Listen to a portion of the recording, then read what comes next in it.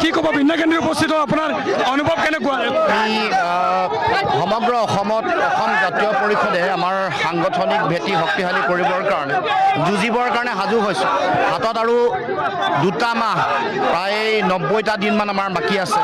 এইকেইটা সময়ত আমি আমাৰ বিভিন্ন প্ৰান্তত এনেকৈ অসম জাতীয় পৰিষদৰ প্ৰতি জাতীয়তাবাদৰ প্ৰতি মানুহৰ প্ৰবল যিটো ধাউতি, প্ৰবল যিটো সকলোৰে সমৰ্থন আমি বহা দেখিবলৈ পাইছোঁ। আৰু ইয়াতো আজি এগৰাকী অতি শক্তিশালী নেতা ৰেজাউল কৰিম চৌধুৰী ডাঙৰীয়া আমাৰ দলত যোগদান কৰিব।